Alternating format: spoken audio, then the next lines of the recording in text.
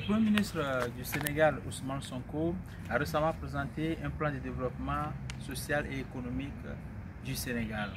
Curieusement, lors de cette présentation, la question du franc CFA, symbole de domination colonialiste depuis des années, n'a pas été abordée. Aujourd'hui, dans notre micro-trottoir, nous allons aborder des Sénégalais pour leur poser une seule question. Est-ce qu'une véritable souveraineté économique est-elle possible si le Sénégal continue d'utiliser cette monnaie qu'est le franc CFA? Suivez-nous.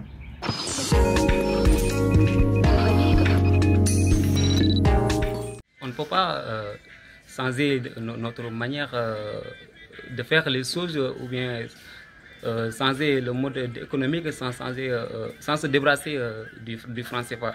C'est impossible. Pour moi, nous les jeunes, nous avons opté un changement. Donc ce changement, nous voulons aussi de se débarrasser, toute l'Afrique de se débarrasser du franc CFA. C'était ça notre combat, c'est ça l'une de notre combats. Oui, c'est ça que nous voulons nous tous, c'est ça que nous souhaitons aussi pour avoir un meilleur développement, pour avoir notre propre souveraineté économique. Doit partir obligatoirement. Obligatoirement. Nous voulons se débarrasser de toute cette monnaie, française pour se développer.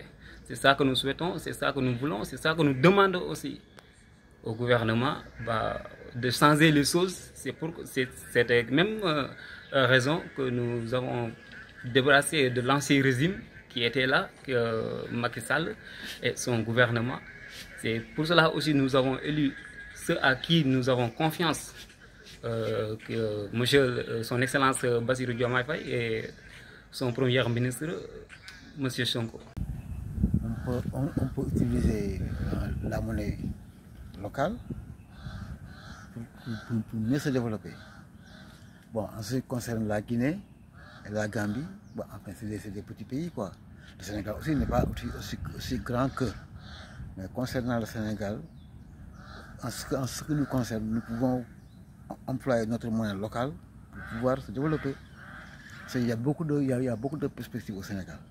Il y a beaucoup de perspectives dans le domaine agricole, dans le domaine chimique, minier, et en ce qui concerne aussi le domaine maritime, nous avons aussi des avantages. Nous pouvons quand même conserver notre monnaie pour pouvoir se développer. Ce que le CFA elle est garantie par la France et le Sénégal. Il y a de l'or au Sénégal. Le garantie totale du CFA, c'est de l'or. Nous avons de l'or ici au Sénégal. Nous pouvons quand même employer de l'or. Il faut se concerter avec les Sénégalais. Nous avons un pays souverain. Il y a les Sénégalais. On peut quand même parler avec eux pour pouvoir développer notre pays. Dans tous ces domaines que je t'ai parlé. C'est possible, hein? Il y a une possibilité. C'est-à-dire que le Sénégal est en train de sombrer à cause de la politique. C'est ça qui sombre notre pays. Il y a les avis qui sont favorables.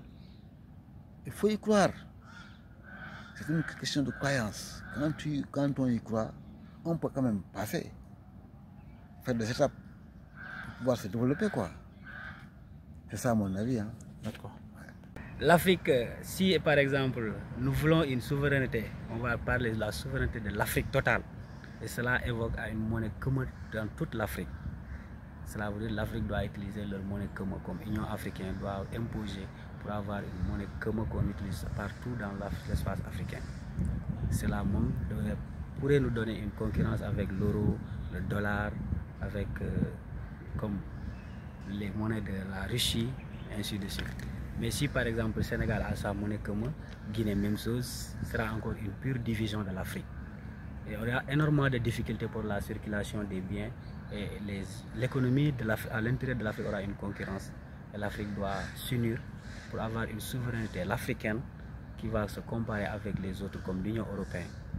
Je pense qu'il n'a pas abordé lors du plan de redressement national la présentation, Mais lors de son séjour en Turquie, il a beaucoup insisté sur l'importance de disposer de sa propre monnaie. Parce qu'il a donné l'exemple de la Turquie qui a sa propre monnaie et qui fait partie aujourd'hui des pays émergents plus qu'émergents.